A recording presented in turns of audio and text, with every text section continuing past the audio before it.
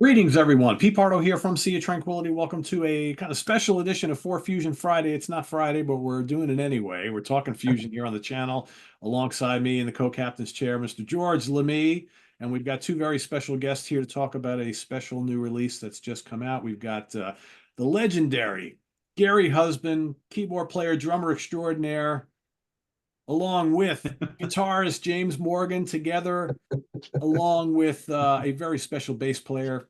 They put out an album called A Soul in Time, and they're here to talk about it. It's an EP, I guess you can call it extended EP, extended play, and we're here to talk about the brand new music that they've created. So James and Gary, welcome to the show.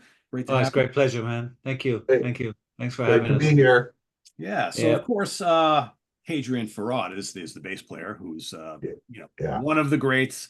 And I know Yeah. Gary, you've got lots of experience playing with him before, but could you talk a little bit about like the genesis of this particular album and how it all started, how you decided to all come together to put this out? And again, either one of you, if you want to start, that's fine. Well, I'll go ahead and start. Yeah, yeah. Dean and I had recorded an album last year together, and which started out to be an album for my Ghost Jazz Trio brand that I'd been working on building up. And he ended up playing on the album and guitar and synthesizer and percussion and produced it, did really well. We had a lot of fun. And then we had a really kind of symbiotic way of working together that he really enjoyed and I really enjoyed. And he, a couple months after the album came out, he had asked me to send him some songs that I had written, and which I did. I sent him 8. We ended up choosing 5 and maybe save the others for later, just for budget reasons and other things. And yeah, so Dean we got in the car. We were talking about, who we could get on the album. And he said, Gary would be great, on this. And of course, Gary is one-stop shopping, drums, keyboards. So it was like, it would be either get a drummer, get a keyboardist, get a bassist, and then, but Gary, and then his style, with the Indian kind of background, playing with McLaughlin, all the different rhythms, and just his style is kind of that Tony Williams kind of Blade, Brian Blade kind of, a lot of air in between, not that heavy, double kick all the time stuff. And this music didn't call for that. And Yeah. then and Hadrien, he brought up Hadrien, and said he'd be perfect. They'd both be perfect for the album and the music. And the other good thing about getting them, Gary and Hadrien, is that Dean would only have to write charts for Gary because Hadrien and I don't read; we play by ear.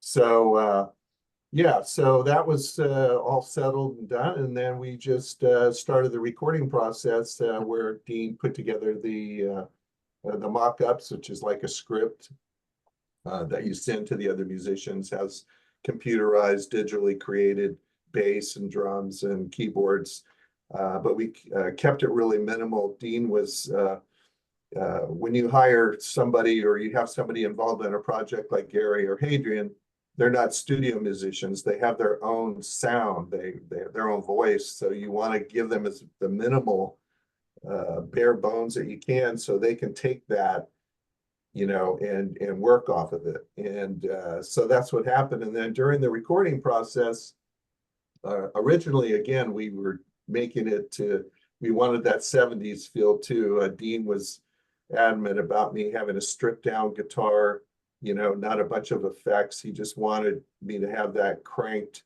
like they did in the 70s. They got an amp, they turned it on, maybe a booster, maybe a phase shifter, in there, and just crank it and go for it. And he said, you just have to be on fire with this. And the other 2 requirements were, be very melodic when you're soloing and tell a story. And that was really important to Dean about telling a story, because if you don't tell a story, there's nothing really, it's kind of like emptiness. You're hearing music but there's nothing, you're not getting anything out of it. And Yeah.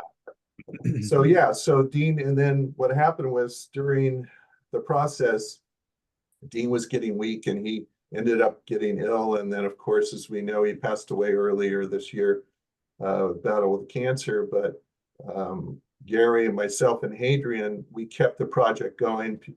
Dean had kind of, asked me, promised him to make sure I finished it.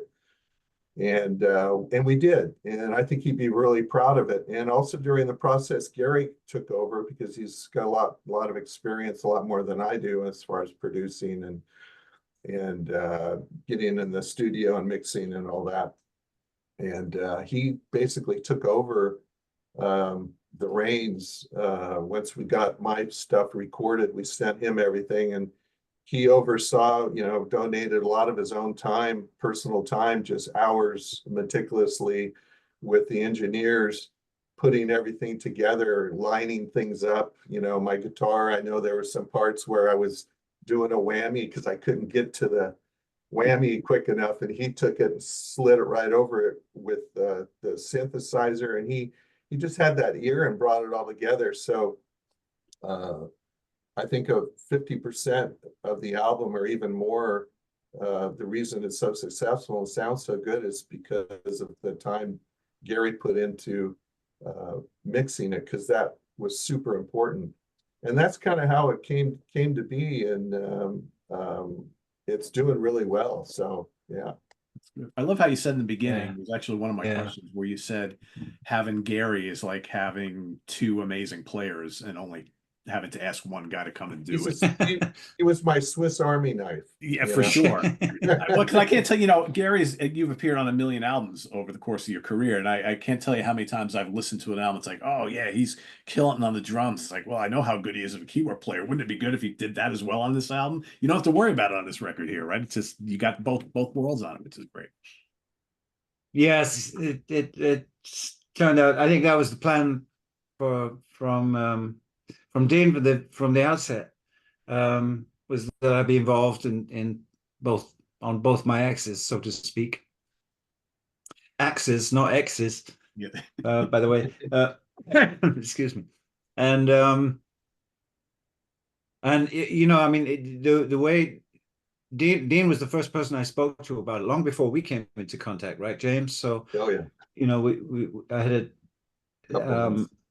a great friendship with Dean anyway, and he just came through with this idea, and I go, wow, yeah, it spoke to me about Hadrien being involved and the whole trio thing, very much a kind of hark back to a kind of 70s kind of fusion presence, not that, and I have a feeling it's a lot the same with you, James, that sound and that feeling and that kind of committed way of playing never really left me. So it's like I feel that 70s is still here. Yeah.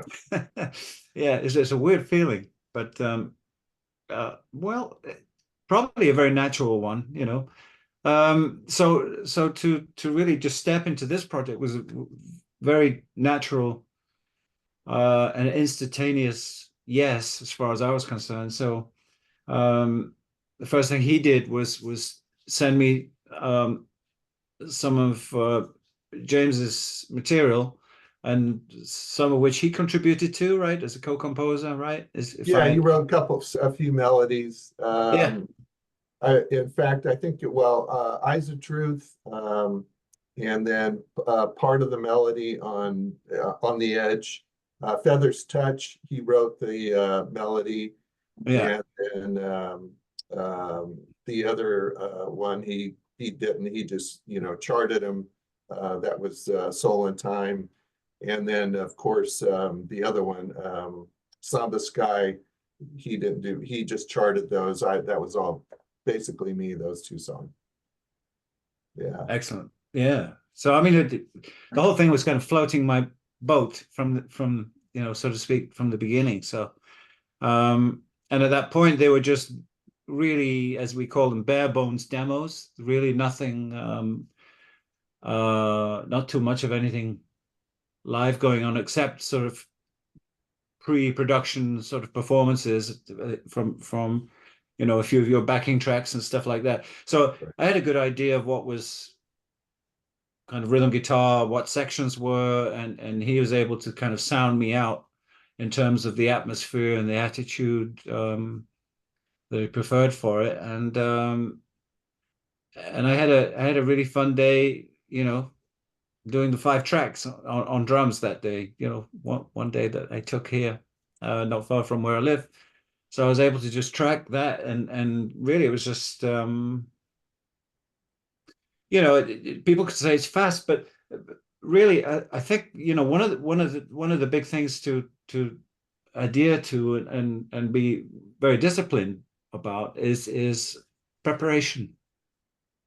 So, you know, if there's a form of a piece, you garner information such as how long the guitar solo would be. So, and that gives you immediate insight into how long you've got to develop and what would typically take place as in the music if we were in a live situation, i.e., all playing together. So you kind of calculate that and you think, okay, well, it's whatever, 3 times through.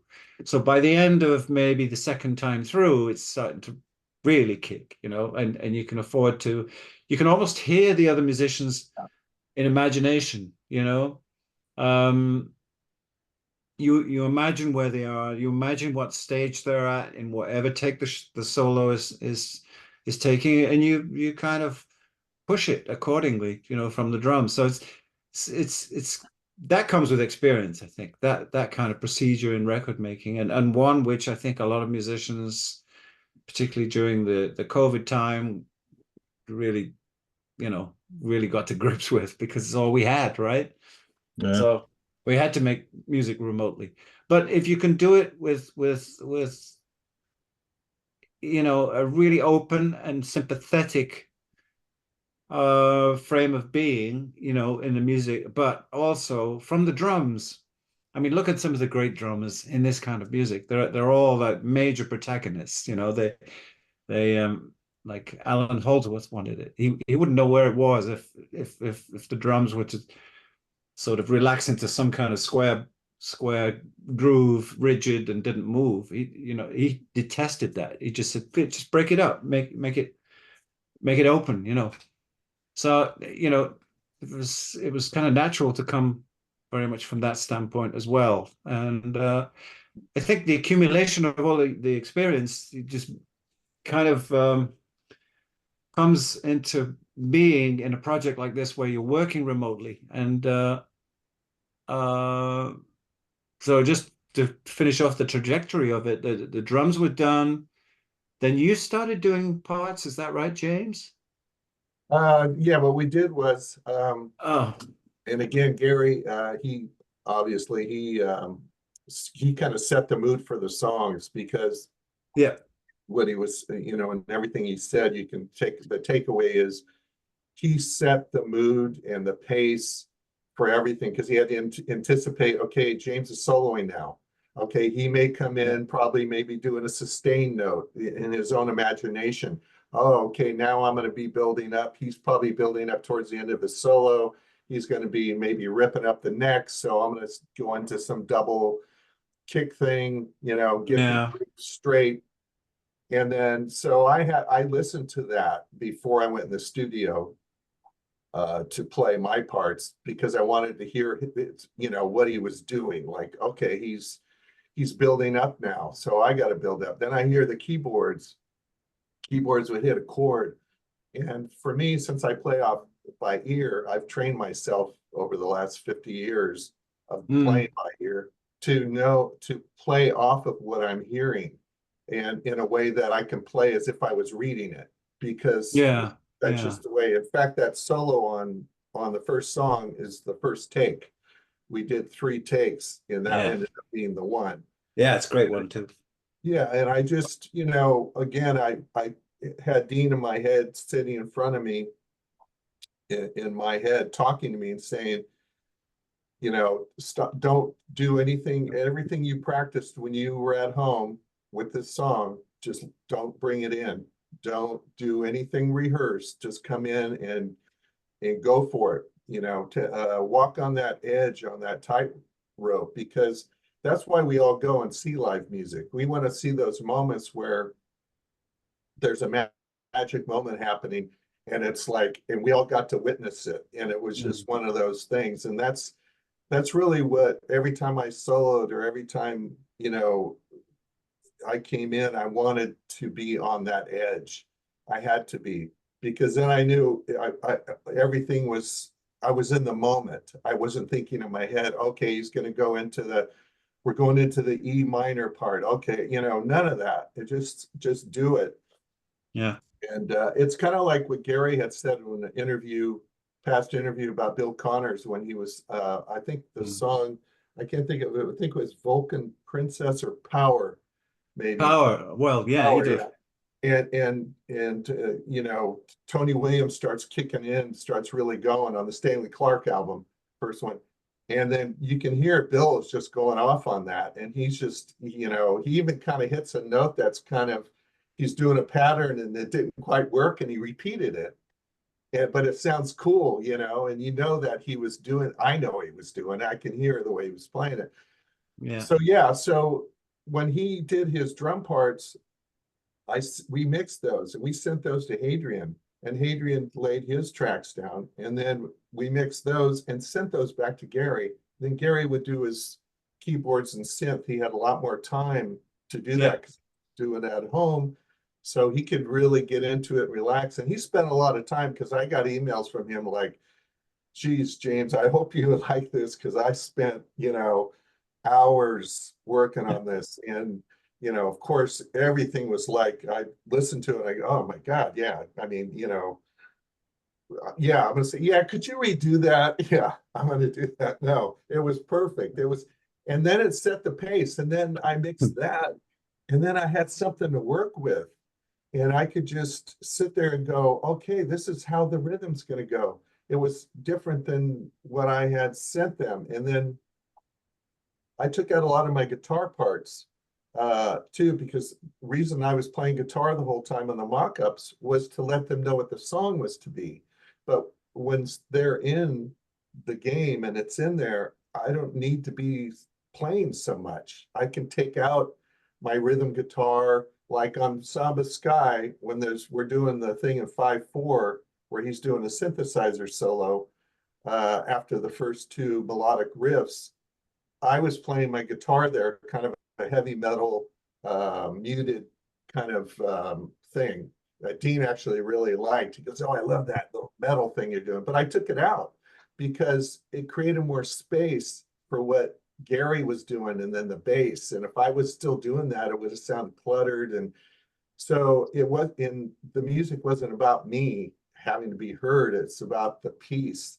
So there was a lot of guitar that I took out of the edit, and then sent that to Gary, and then Gary finished it out and polished it up. And yeah, that's how it worked. You're almost replicating the process that you would have normally go through if you were working it out in the practice room with this electronically. Yeah. Yes. Really? Yeah. I mean, so much of it is sort of the music, of course, but beyond the music, in the sense that it's about us as people. And I think if we're open enough and committed enough to really demand from ourselves a very committed kind of sounding performance. I mean, number one, that hits people. It's like they know when you mean it. I think even people that don't like this kind of music, or so they know that it's meant. They do know that. So it was just a question of, as we established before, it was the first time James and I had really had any contact with each other. So we were really kind of sounding each other out and finding our feet with each other. Yeah. Because I didn't even know what he looked like. Until we did an interview, really. Until we did the first interview, yeah. Yeah. Oh my God, I thought you'd be taller. No, so. You guys, you mentioned Samba Sky before. Were you guys thinking at all of Chick at all when you were putting the idea? I actually wrote that song. A lot of people like that song, it turned out. And the reason I put that song in there is Dean called me the night before we went in to do my guitar parts, and he said, James, all your songs are really great, you know, and that's why he wanted to do them. They had that McLaughlin picking thing, you know, at the beginning, and the nice melodies, but he goes, we need something scalier, you know, something punchy too. And I said, well, I have this song I wrote like back, like, you know, 30 years ago. And if, you know, I'll send it over to you. And he loved it. He goes, oh yeah. He goes, let's do that tomorrow. And I've been playing it forever. I wrote it, I think, in the early 90s. And yeah, because it was based off kind of, in my mind, that kind of Al Di Meola-ish, you know, that one riff where I kind of do the up the neck and then I whip it off. Because I remember he did a riff like that once. And when he was soloing, I go, God, I love to do a melody that was like that. So yeah, it was really, a lot of people say it sounds kind of like Return to Forever earlier with Di Meola. And I'm glad, because again, this album for me, being able to play with somebody like Gary and Hadrien, coming out of obscurity, really, no one know, you know, it's not like, oh, James Morgan's on this album with it. It's like, who is James Morgan, you know? So being able to play the kind of music I grew up listening to. Not anymore, they don't. Yeah. Yeah, I'm getting calls. Actually, somebody wants me to play on their record already. There you go. Yeah. So yeah, so when I was younger, I'd always been into this. I mean, I listened to Bitches Brew, which came out, you know, earlier, but by the time I was in my teens listening to music, it had already been out. My mom had the album. And as all moms do, right? Yeah. And so I listened to that thing. My mom would never own Bitches Brew, trust me. Yeah.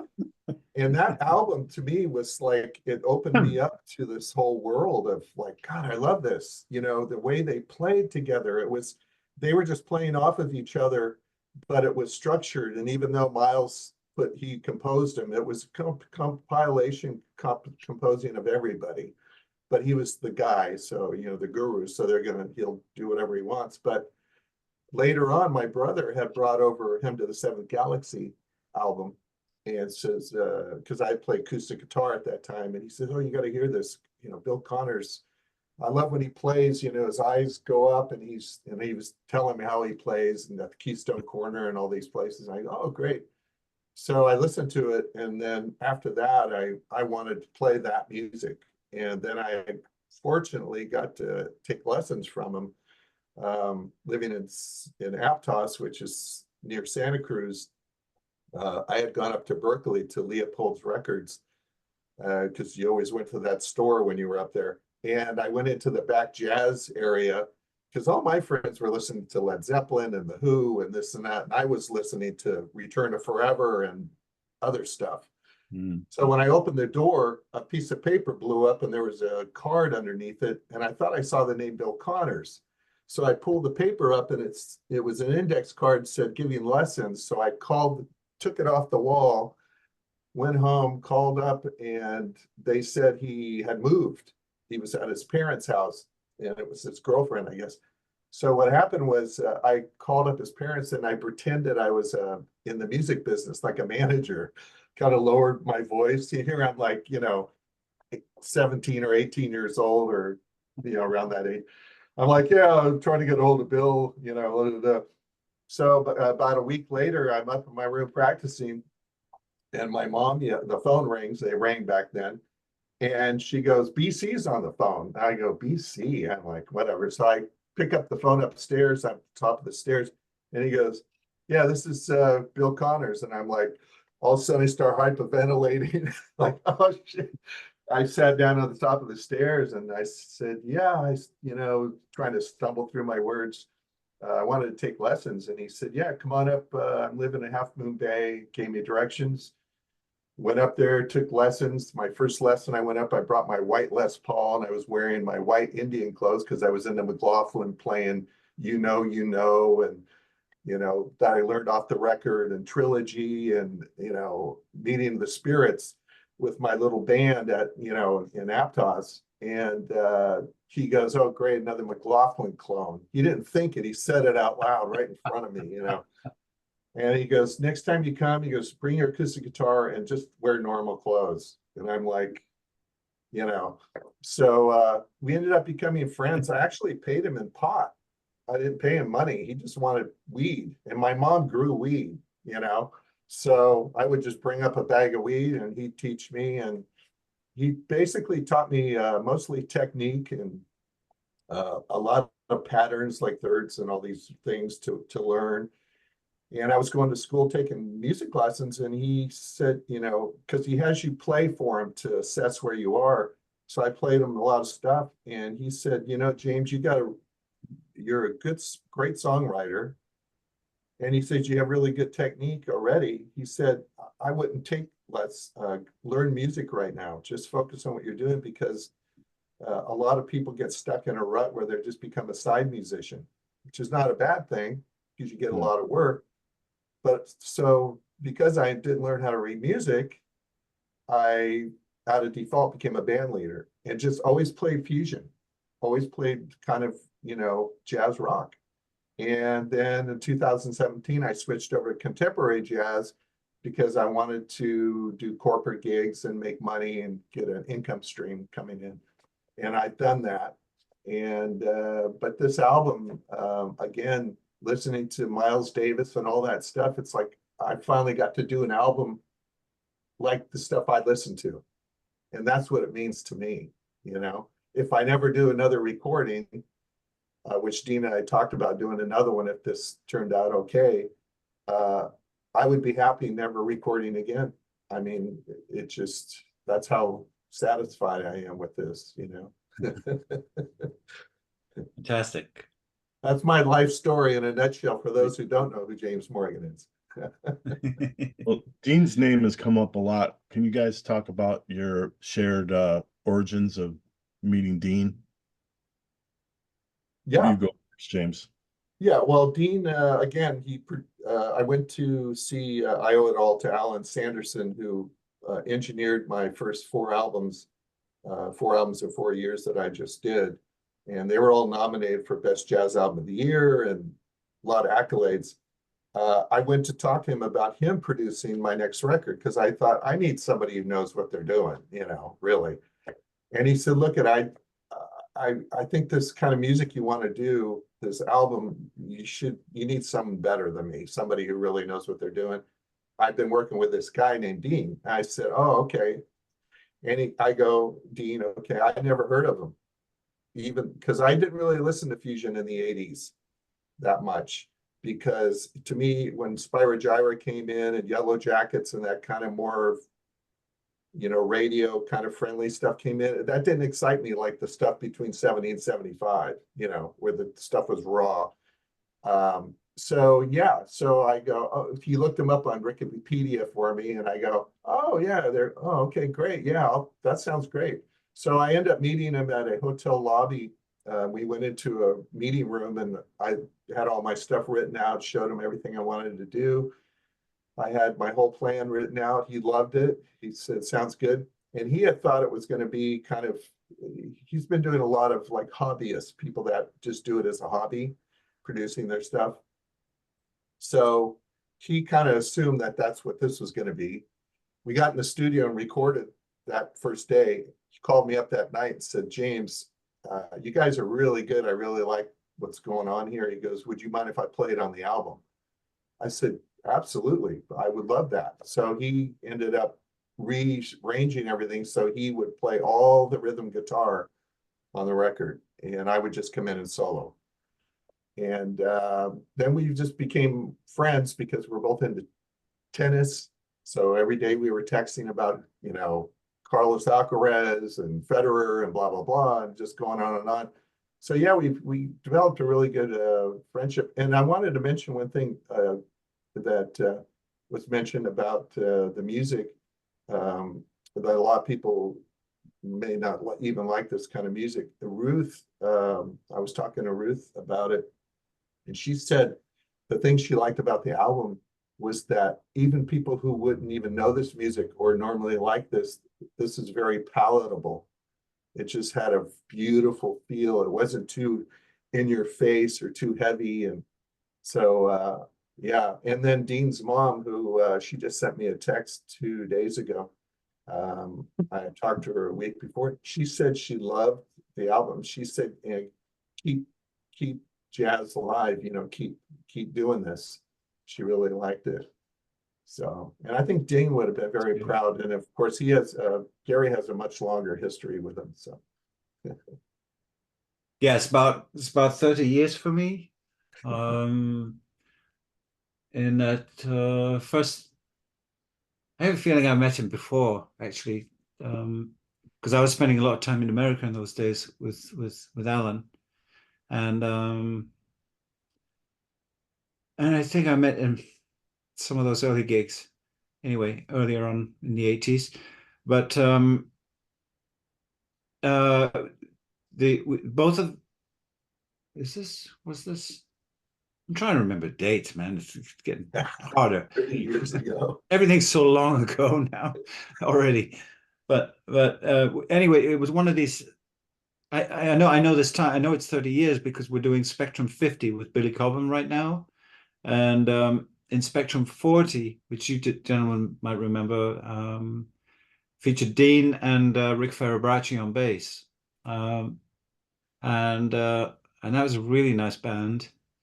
We had a lot of fun with that. But 10 years before that, we did Spectrum 30, which featured Dean. All right. So this is the first time, I had the experience to play with Dean, and Lee Sklar on bass for that, it was really quite an experience. So so it was really, a really long time kind of friendship, really. We'd keep in touch sort of, or we'd see each other, wherever.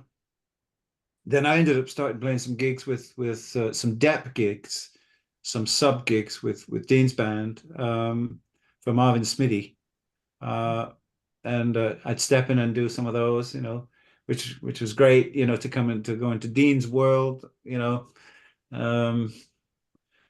and it seemed like one day we were going to do something. So when really he got in touch about this, it was like, something's going to come together. Maybe we'll end up doing something together. At this point, I didn't know anything about James, but I did very shortly afterwards. And I mean, the thing about this project, it's got his legacy all over it. This was all the world according to Deanie, whereas he was flat iron honest, right, James? So he'd tell me, I remember this situation, don't play that chord, and I'm playing this. Like, okay, and he could also be the opposite with that. Yeah. Again, like when I would be soloing, he'd be sitting there on his phone, and then I do a solo, and he goes, again. Yeah, He that's goes, him. Yeah. He goes, when are you gonna tell me something? And I'm like, I mean, that's the way he talked. And then I do something, and I go, oh God. He goes, yeah, that was good. I was good. Yeah, but I hit that note with my thumb when I went down to the G string on the D. He goes, I fucking love that. He goes, we're leaving that in. He was just that kind of guy.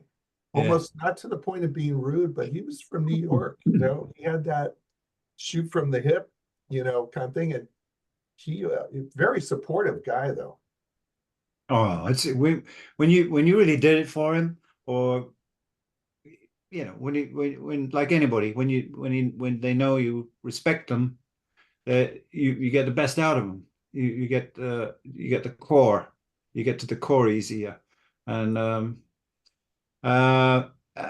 with him it was. I mean, all he wanted, like all the great musicians I know and have played with, they just want blood. Blood comes quite expensive these days. Let me tell you. For sure. But no, he did tell Gary and myself. He goes, because he said the same thing. Gary had said the same thing. I want blood on the floor. When you guys come in, you're soloing, whatever you're doing, I want it just we got to you know, make people just sweat in their pants, you know, just whatever. He was that kind of guy.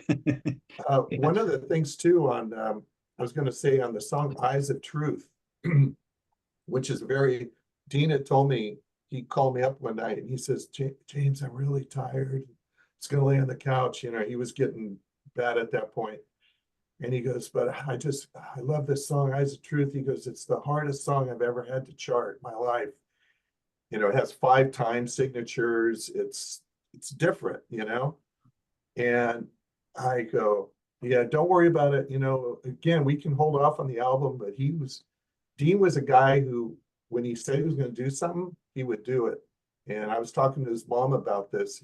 There was a wedding that was happening back in South Carolina. He got on a plane, flew out there, did the thing, flew back that night because he had a gig or something the next day. He could have called and said, hey, I can't make it. But he was one of these guys when he said, and that's why I was, when I told him I was going to finish the album, I had to be him. You know, I had to honor that thing about him that he always did, you know, when he finished it. And the thing about Eyes of Truth is, if you listen to my guitar solo, I couldn't go in with a regular guitar tone because Gary did this computerized R2D2 type Star Wars computerized synth stuff. And if I came in with a regular guitar, to me, it just would sound like I'm not playing to the song. So I came up with a patch that I came up with just for that. And I wanted it to sound like Jean-Luc Ponty on a violin when he had the old days when he hit a note and it would just go off.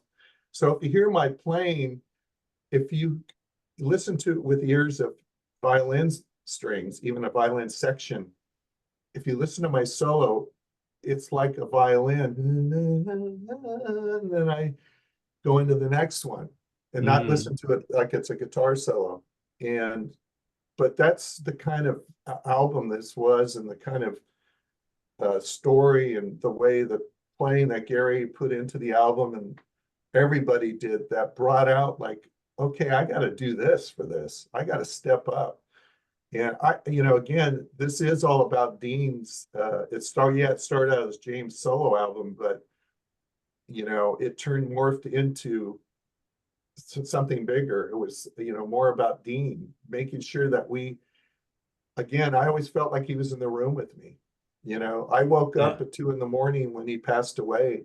I didn't know he had passed away. And I woke up, I never wake up in the middle of the night. And I woke up and I felt like I could hear him saying, James, you know, like he was talking to me. And I told Ruth this too. And it turned out that's when he passed away. It's like, I still think about him daily, you know. When I hear the album, I go, oh, Dean would love that, you know. He'd be so glad what Gary did, what Hadrien did, you know. So. Yes. So it was all, yeah, just to your point, Gary, it was all about. Yeah, it really was. So, I mean, a lot of the drum stuff was done right, direct instructions by Dean, really, in terms of, as I said before, really just mood and an approach basically to each thing. And he said, I don't care how much you give it, but I know you can give it more. So, these kind of statements proclamations were typical of him, you know. So anyway, so I was really delighted that when I sort of come up with a new verb, a rough mix of the tunes, and he just seemed to really like the drums. He had nothing to say, you know. He didn't really have any negative criticism about anything. He just said, well, it's all, you know, I love that approach. That's great on everything. And I said, really, everything? He said, yeah, everything. I mean, I could show you the emails, you know, capital letters, exclamation marks. He says, that's it. You nailed it. You know, things like that. And so, I remember when him and I listened to the drums for the first time at the studio. I was sitting behind Dean and the engineer is in front, and he was there, and he always turn around, look at me, and say stuff, and then he goes, he goes, that drum part right there. Did you hear that? I go, yeah, I'm listening to the whole thing. I'm right here. He goes, put it back, put it back, and he put it back. I swear to God, no less than like 8 times. We had to listen to this one riff that he did on during his drum solo on the first song where he goes, put up, put up, put up, put up, put up. And we go bump, bump, bump, bump, you know, tighter right there. And he loved that drum part so much. It was like, and then he talked about it all the way home too, you know. I love that drum part. So yeah, Jeez. he was happy. Yeah, So it means Gary, a it lot. sounds like this whole process was pretty smooth as far as recording this album. So as we hinted at the beginning of the show, you've played with hundreds of greats throughout your career. I mean, Holdsworth and McLaughlin and Gary Moore and Jack Bruce and Billy Cobham and Dua Bajan, and the list goes on and on and on and on. Who's the most kind of unique and challenging person you've ever worked with from a musical perspective? Oh, I think they're all challenging, and I definitely all unique. I should say though that those are just the well-known ones, Yes. because yeah, as I often like to point out, it's, you know, my advantage and situations as they've been over the years. I mean, a lot of it's being proactive, getting to the attention of the people that you really want to work with. And it wasn't until sort of last year I saw a little bit of video of Chick Corea talking. He said, you know, you can go into a concert and hear it, like, I want to be able to play like that, you know, over those kind of changes with that kind of repertoire and develop that kind of thing. And Chick just rounds it off by saying, you know, the best way to actually achieve doing that is to go play with that person, you know, which it's a very simple thing to say. Of course, it's not, you get to the attention of somebody, and you know, some people I've approached, you know, it's like, I would really love to play with you, you know, is that right? You know, and hard work, you know, but it has to be, and in a sense, in a kind of the old school sense, you kind of have to prove yourself, and it isn't really about too much about what you say anymore. It's like, yeah, show me the color of your attitude and play, you know, and you know, I want to hear that, and sometimes that didn't work to my favor, but a lot of times it did, really. And I gave up trying to please people. That was another Chick Corea thing. He said that really resonated with me because it was actually corresponded to a feeling I've always had. He said, you really have to, first of all, you have to learn your own heart, your own likes and dislikes, and really stand by, capture and go for what you think is beautiful. You know, it's like piano players, voicings.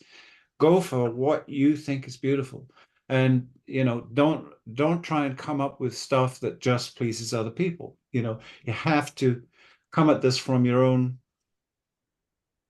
life's experience, if you like, if you look at music that way, which a lot of us do, um, and really stand by this and develop it, hone it, and have it start to take shape, so that when you do start to play with people, it can manifest in ways, because if you work hard and get good enough at it, you can kind of release it like a parent releases a child in a way, so that it can really start to blossom and gain its own wings, if you like.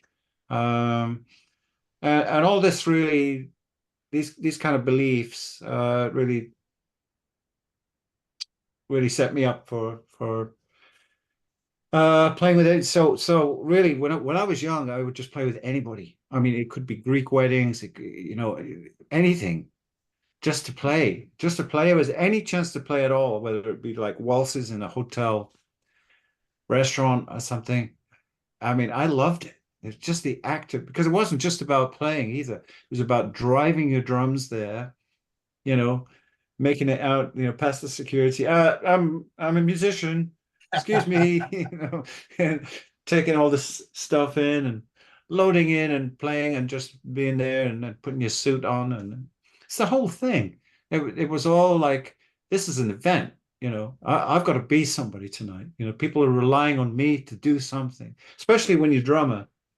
they're looking to you for like, well, charge it up, make it feel good, make things come alive and make them happen. So I'd really just do that and take that kind of chick career kind of approach in terms of what I liked. So like a lot of musicians, I took all my I poached things and steal things from people that I'd liked, but sometimes it isn't an idea, it isn't a thing that's specifically played. It's a piece of incentive by somebody that inspires, kind of has a sort of knock-on wake-up call in someone else creative, think, well, if he can do that, he's high profile and he's the amazing musician he is or she is or whatever, and you could say that, well, then that gives me license, because if he can do it and if he can play that on a record and get away with it, then I could do it. So I took that into sort of like Allan and things I started doing from a very young age, and it was kind of mirrored today in a lot of ways, even though it was the time it was, James, sort of late 70s, early 80s. And we could not find anybody interested at all, It was, we had to go, we had to come to your land. We had to come to America to find some gainful employment, really, because it really didn't happen here at all. Ironic, because this is home turf. So Yeah. like a lot of musicians in Germany, it's like if you play if you play Hamburg or something, like they'll say, no, they won't come out because I'm playing and I live here, So this whole, why people don't really want to support people on their home turf, I'm not quite sure. But anyway, whatever it is, the secret really was to keep playing with as many different people as possible and to get heard by as many people as possible. And one day, no matter what it takes, I mean, I went to John McLaughlin for years and ended up with a fully loaded cassette machine with the track right at the place I wanted to play something. And I had a pair of cans. And I said, can I play you something, please? I'm in his face. Like, that's what you've got to do. So he's going, what? Who are you? Yeah, okay. Kid, play me something. Him being what he is, he says, yeah, play me something, do it to me. And I did. And he go, wow, okay. So, and he's playing a pinball game and I put the earphones on him. That's one of the first times I ever met him. I said, please listen to this. It was actually a rough mix of the On Merry-Go-Round, this thing with Allan Holdsworth from Metal Fatigue album. And I was just kind of happy about how the drums came off and everything, how it had come together. And he was really impressed by that. So that kind of made him an impression. Him not really being the easiest guy to impress anyway, it took right into more recent years when I recorded an album of Allan's music on piano. And I gave him a copy of that. I thought, okay, I'm still not working with him, And what's wrong with that? Actually, he did offer me a place. He said, I can give you second keyboards in a band which had Tommy Campbell and Katia Lebec. You remember that band? Oh, yeah. Translators. Yeah. I think Francois, I can't remember his second name, French keyboardist, was leaving. Didn't Katya have a sister she used to play with? Yeah. Katia Opposite and each other, yeah. yeah. The Katias, I think they still work. Yeah, they still perform. But and he said, I got a second keyboard player spot if you want it. I said, no, I want to play drums with you. Of course, shooting myself in my own foot, because they said, well, I have a drummer, I have Tommy Campbell, he's great. Yeah. So subject closed for a while. Then I sent him the CD of the piano thing, and he said, you mean to tell me you're the same guy? You do the drums and the piano like that? I go, yeah. And that's what got me a gig. Finally, Yeah, right. he called, he said, okay. And I said, right, it's got a band. And I'd been playing with a couple of guys, so I was able to recommend a couple of guys, and we went in and played on Industrial Zen 16 years ago. And that was the start of all that. And I think, it's easy for a lot of people to say, oh, well, it's okay for you, you drifting out of these situations all the time. But, it really takes a lot of work. As Dean would have told us all, any musician who's ready to be honest will admit that it takes a lot of work. There's a lot of choice out there. There's a lot of different approaches, which are certainly in the drum world today, they are much more popular than someone like me, some, old fogey like me. So, but I mean, I'm just playing because of what that I've arrived at a place that long road of playing has sort of given me the luxury of arriving at now, and with the benefit of all that kind of experience developing and forming. So, Well, to your point though, about having your belief in yourself and sticking to what you want to do, yeah, I've always played my own material. I mean, I've probably written, 500 songs at this point and had so many bands because I've always did the jazz rock thing until 2017 again, when I spent 5 years playing a hollow body and put my solid body away. But because I believed in myself and what I was doing, and I played with musicians that are schooled, and they would even kind of be like negative towards me in some way, like they didn't, even though I'm getting them work, I'm, getting, they're getting money from me and all this. They almost kind of resented the fact that because I'm not schooled like they were, and this is and that I'm doing well. That I have albums out, that I'm getting nominated, things like that. In fact, the local jazz community, the straightforward jazz community, they kind of look at me like I'm kind of a pariah because I came out of nowhere, and then all of a sudden I was doing 40 shows a year. They're doing maybe one every couple months. So, and it's not because I'm a great musician. It's because I believe in what I'm doing. I stick to it. And I market myself. I'm constantly putting content out there. And that's what you have to do nowadays. You have to create a large footprint for yourself. And so many musicians, we're talking about the creative end, and, our stories, I've been playing 50 years. I didn't end up playing with Gary and Hadrien, after a couple of years of playing. To me, it's like, oh, I finally got to a place where I was ready for this moment to happen in my mind. And I rose to the occasion. So it built that extra confidence in me. And it's all because of Dean. Dean opened up a door for me. He believed in me. yeah, And so you have to look at it like that. But a lot of musicians, again, and I was talking to Hadrien and Gary about this, they invest a lot of time and money on the producing and getting albums done and doing their music and all this, but they don't spend time or money on the back end, which is marketing. And today's world, you have to get to curators, you got to get to on playlists, you have to, get on terrestrial radio, regular radio, whatever you can do just to get out there. And so for this album, for me, A Soul in Time, I actually edited that to a shorter version to get on a contemporary smooth jazz playlist, smoothjazz.com, which has 250 million listeners around the world. Well, if I get 1/10 of 1% of those people to like it and want to go buy my album, that's great. So on my past 4 albums, I always, on the smooth jazz or contemporary jazz albums, I always put one song that was kind of fusion-y, just to have for me, and I like that. On this album, A Soul in Time, was kind of the song that I kind of did as something I could put on to get out there to market a little bit. And then having Eric Marienthal, who was a really good friend of Dean's, and we talked on the phone about him starting the GoFundMe page. After I went to visit Dean at the hospital, I said, "No, he's bad. We got to get going on this."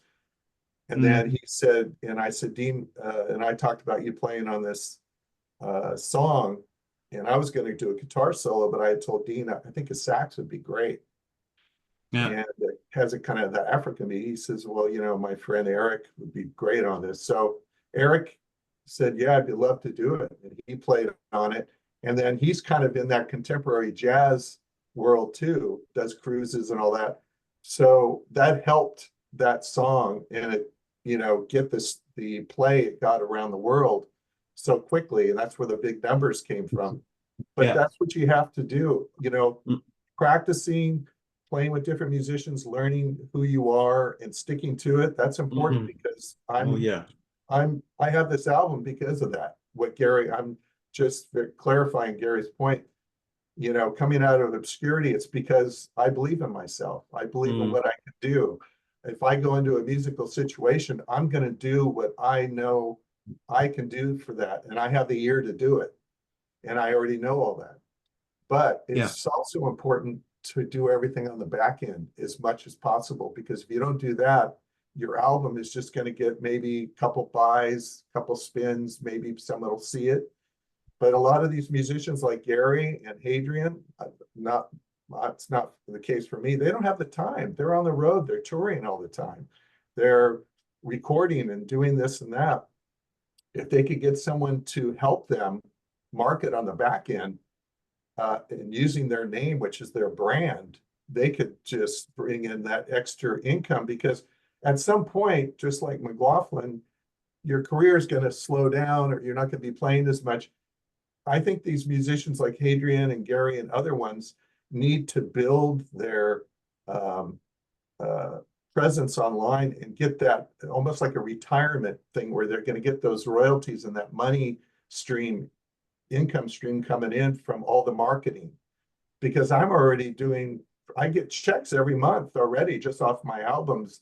And it's all, again, I'm not famous. A lot of people know who I am, but because I marketed myself in the right way. And I've helped other musicians do that. You know, also licensing with movies, commercials, and advertisements. If you work with marketing companies that pitch your songs to them, there's so many ways to make money on the back end. And I think that's the thing that a lot of musicians, especially older ones, aren't aware that they need to do that or don't have the time, you know, so. I think it's important as the music. Any, I mean, you think you mentioned it earlier, you're thinking about a follow-up at this point? Well, actually, I've been getting a lot of messages and emails of if we're going to play live, because everybody wants to see the band and see the songs played live. And I say, well, that'd be hard to do because Gary plays keyboards and drums. So we'd have to get like maybe Dennis Chambers on drums and he'd play keyboards, or, you know, Gary play drums. And I prefer he play keyboards because the melodies and the synth work is amazing. But I had other songs, and Dina and I had talked about it. It was just because my budget was very small. I just finished doing my album. You know, I'm a musician. I don't make a lot of money. So I had other songs, and he said, well, let's see how, you know, this does and this and that. We can always do those songs on another album. And I actually have more, and I'm actually going to go in the studio and record them on my guitar like I did for Dean. I would just record them on my phone and send him the songs. But I'm going to do some nice recordings. I'm going to send them to Gary and see if he wants to do something with those in the future, and maybe do a Morgan Hadrien Faraud encore album, because yeah, why not? You know, people seem to like it, and we have a good sound. We have our own sound. You know, it's interesting. So yeah. Let's look at the baby. No, sorry, I'm looking at the cat. Hey, You don't feel fantastic. He said, "I want my own show." He does. Ash is a regular member of 4Fusion Friday. So how did you guys like the album? What was your take on it? We dug it. I mean, it hits our sweet spot. You know, we're in that come from that same area of the fiery fusion. Yeah. Yeah, like I you know, one of my things is like and one of my questions is that, and I think you already answered it, James. It's like you wanted it to be a little on the shorter end. So like when I listened to it, I was like, this is great. It's almost like it's over before you know it. And you're like, I want more.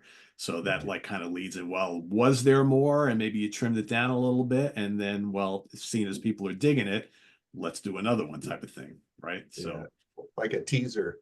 Yeah, we don't see a lot of EPs on the fusion side. Usually that's Right. something you see in, hard Yeah. rock and metal and prog and all that. But with fusion or jazz in particular, you don't really see that all too often. So I was a little surprised, and it's very enjoyable. And then it's like, all right, well, yeah, I'm ready for more of this. So Hey, Yeah. was that your idea, James, for this for the 5 tracks? Yeah, I would assume it would be you, actually, more than Dean, because No, I'd sent Dean. I had like 10 songs, but I sent him 8. yeah. Uh, and then he said, "Well, what's your budget?" And because of the budget and talk, he said, "Well, let's start with 5." Because of what his fee, your fee, it's all that was brought into play. You have to work with a budget. And then, of course, an album, if you talk to like Jeff Lorber and Haslip, they help a lot of people produce albums and do albums. But they've even said that people's attention spans nowadays, it used to be 13, 16 songs, great. People don't listen to songs that much any long. So they always recommended people 8, 9 songs. And an album is considered 30 minutes to 34 minutes is considered an album. And then, of course, a record or a single should always be under 4 minutes. So that's why we got the edited version down to. So yeah, I have other songs. That's why I said I didn't think when Dean said on the car on the way down, well, no one's going to hear this album anyway, so let's just do whatever the hell we want to do. But now everyone's hearing it and wants more, and I get a lot of comments like that. Yeah, it's great, but it's not long enough. So I'm going to do these songs on my guitar. I'm just going to record them. I'm going to send them to Gary, and maybe we'll do another one. Yeah. cool. On Yeah, for cool. that. On for that. I think it's around 26 minutes, I think, something like that. 26, 28, yeah. 28, yeah. Yeah. So Gary, Good. we Go did a ahead. show on our 4Fusion Friday show about the great Abstract Logics label and showed yeah. at Utah. And one of the featured records was Dirty and Beautiful Volume 2. And we had a couple of questions that we just really wanted to know. How was it your intention?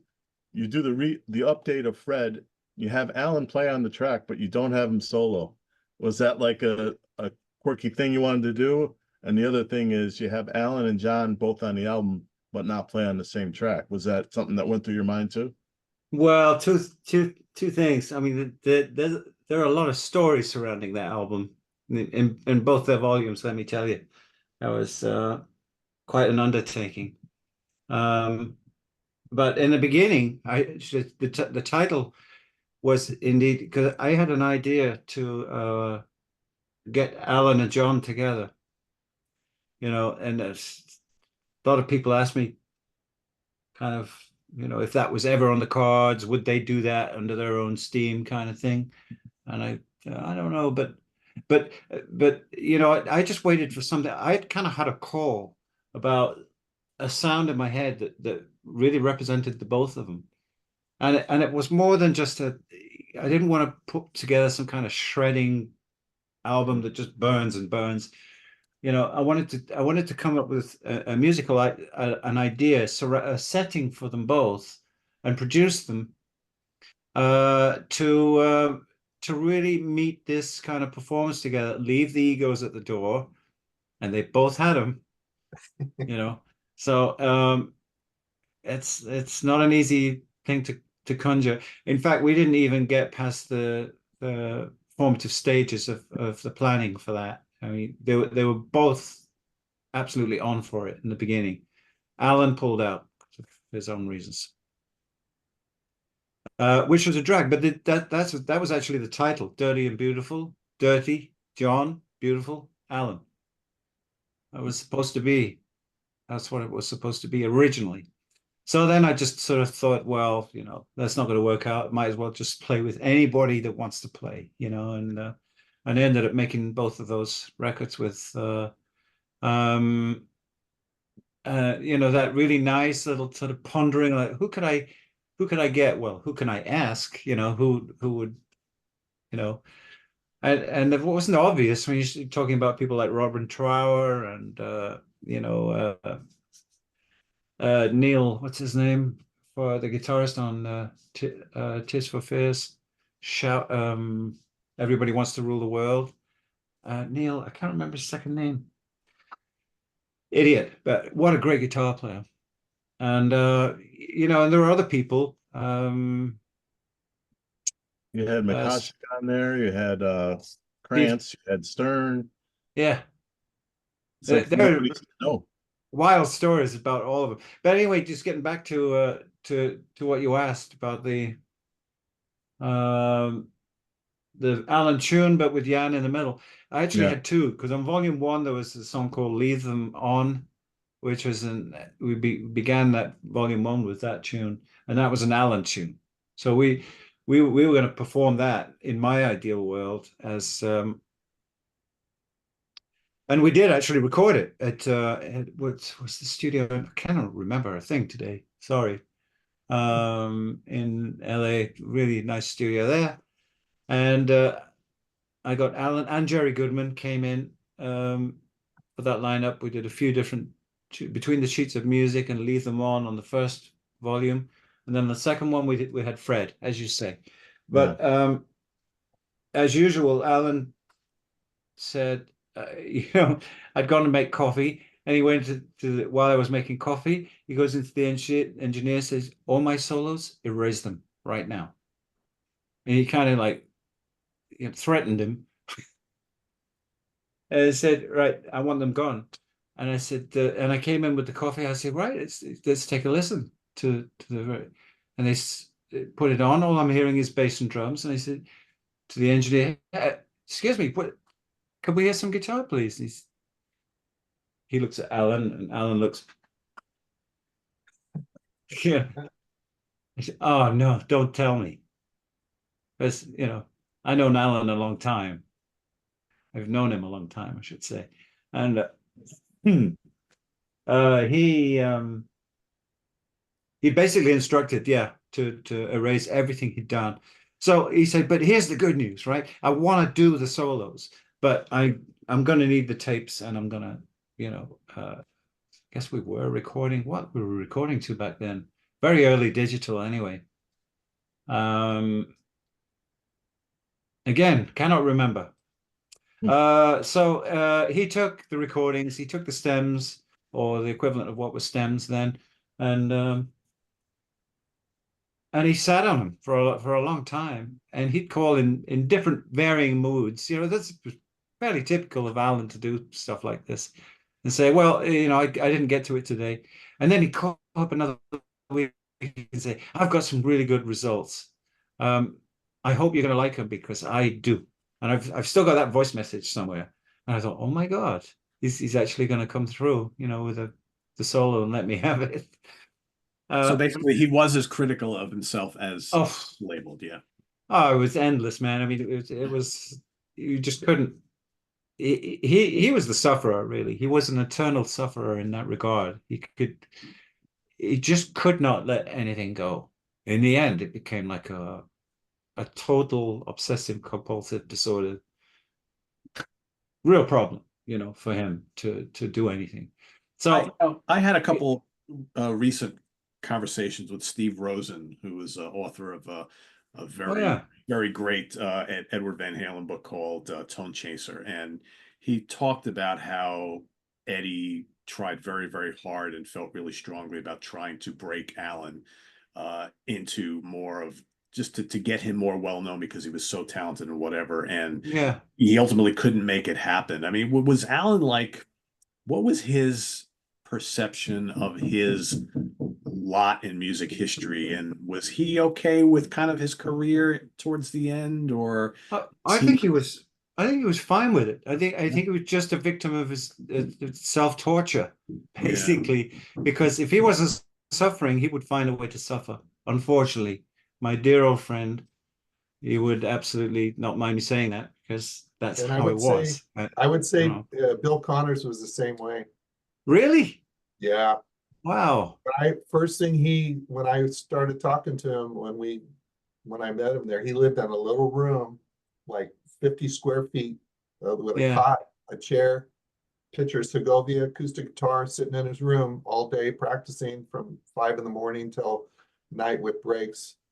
He first thing he said to me when we sat down, he goes, I go, oh man, I played great with Return to Forever and this and that. And listen, he was bitter about everything. Chick, he took this out. And he was very negative, not verbally, but he was hard on himself. Like I would say, oh, that solo you did, and he goes, oh yeah.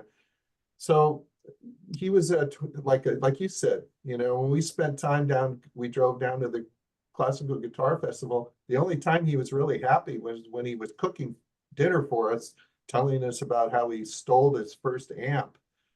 That he broke into Guitar Center on Sunset Boulevard at night, took an amp, and he built a stage in his bedroom with a false floor that came off so he could slide it underneath so his parents wouldn't see it.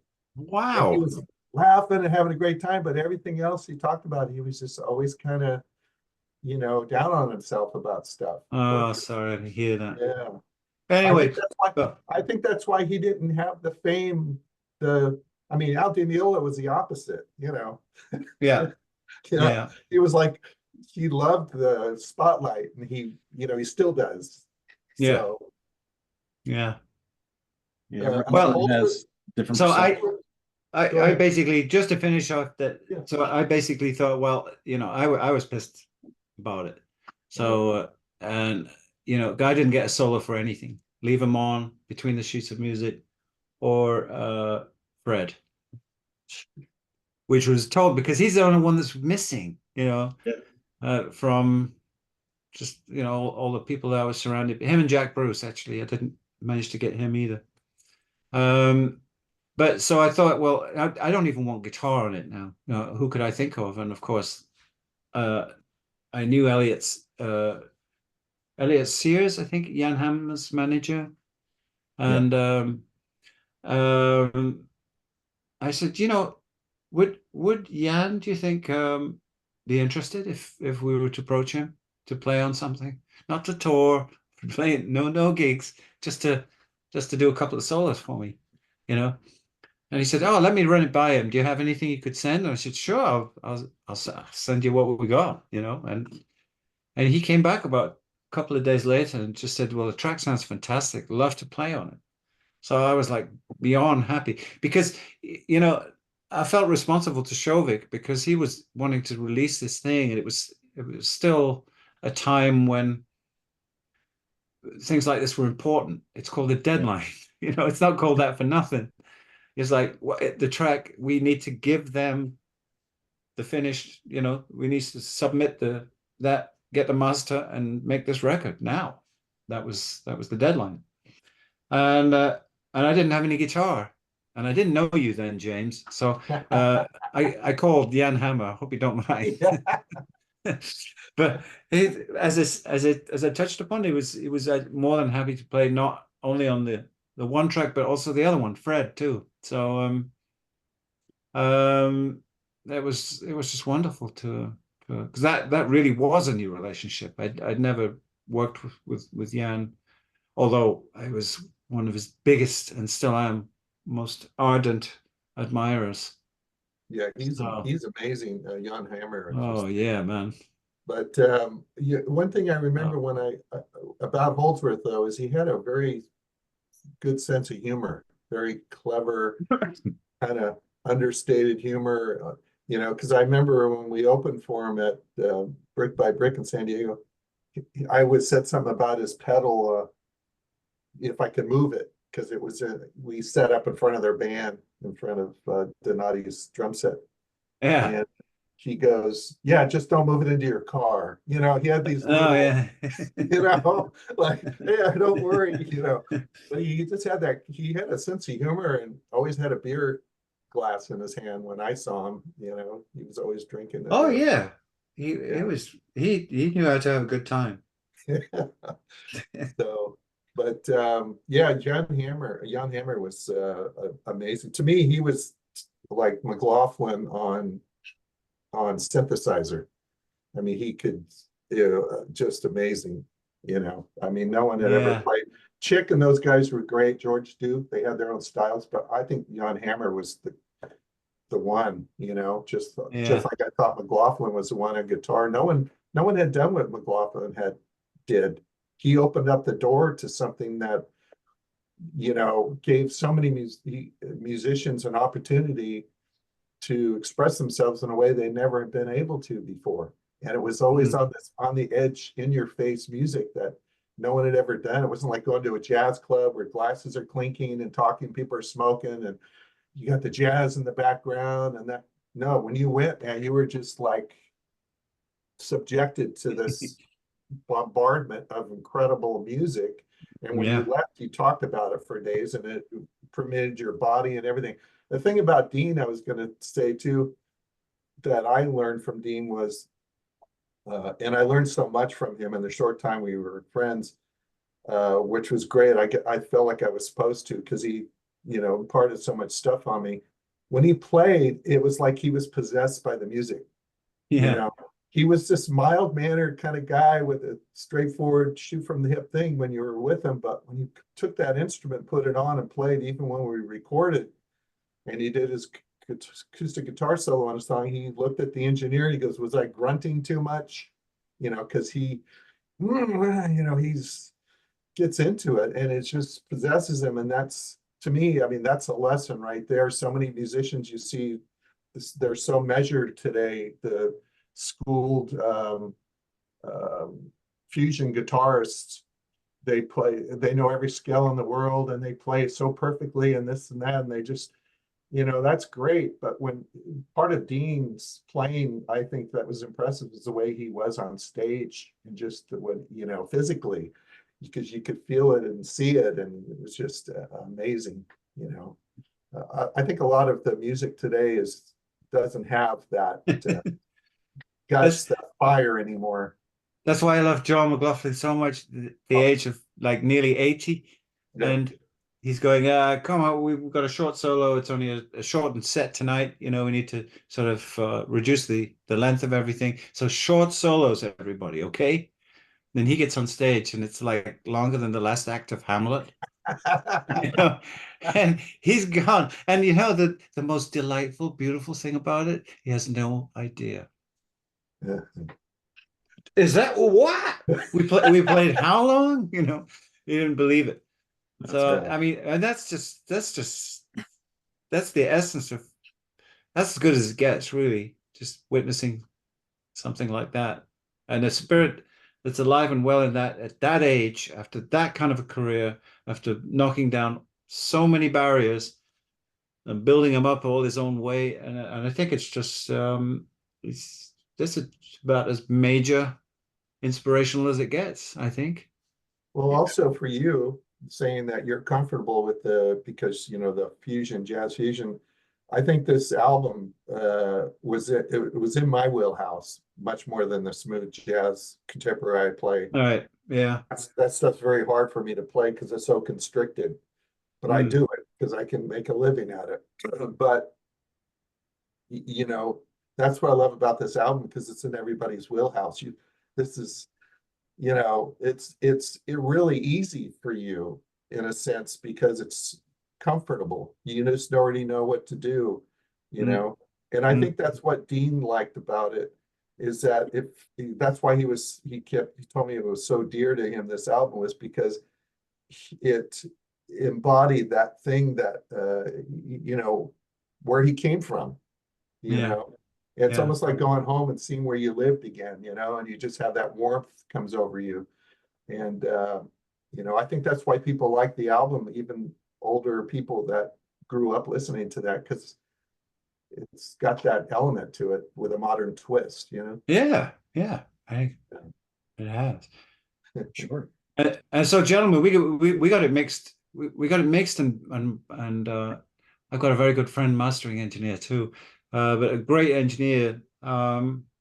Actually, the Fourth Dimension used to use the studio Eastcote in London for many of the band's records. They were recorded there, but I was recording with George Murphy for quite a few years before that. He also did all of my recording for my first solo albums and everything, and Dirty and Beautiful and all that kind of stuff.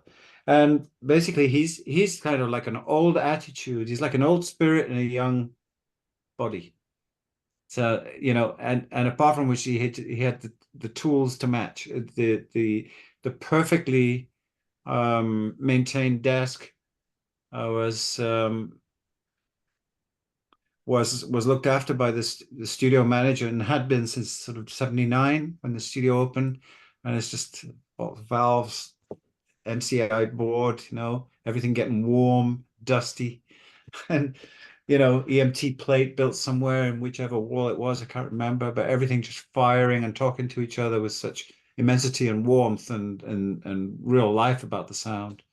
And I thought it'd be a really great idea to sort of. So I'm glad you trusted me with that mix, you know, because Oh yeah, yeah. it I was mean, that was, and then the mastering. He's like the great too. Yeah, yeah. So Yeah, you had two people you were used to working with, and it was a no-brainer. yeah, You know, yeah, to get all that music together, and then just have it. The engineer that I've been using, Alan, he didn't want any responsibility at all for it. He was like, "This is out of my pay grade."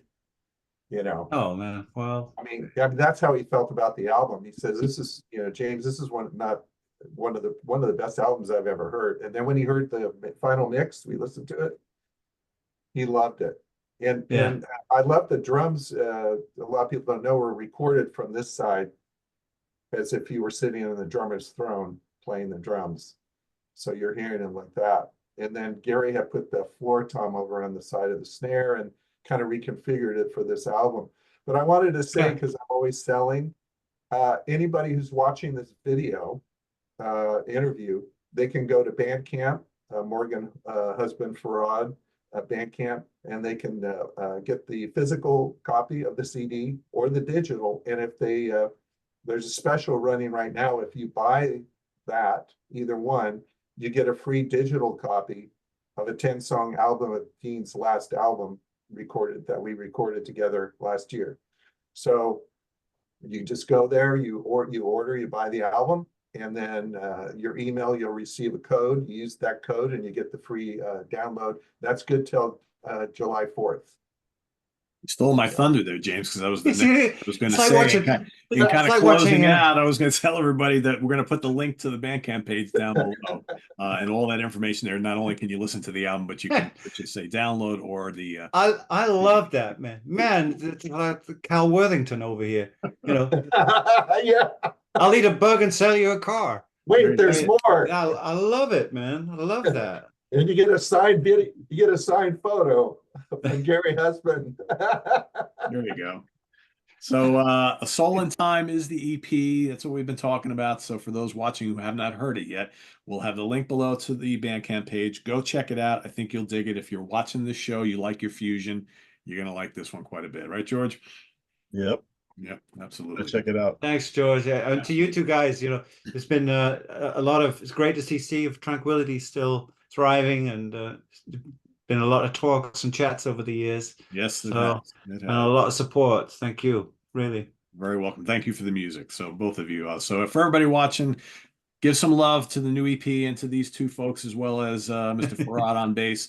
And visit us on the web at www.seatranquility.org. We're on Facebook. We're on YouTube, all together, all the damn time, for James Morgan and Gary Husband, and of course George Lamie. I am Pardo. Thanks for watching, everybody. Enjoy the rest of your weekend. Go listen to this album, and we'll see you soon here on 4Fusion Friday on Sea of Tranquility. Take care.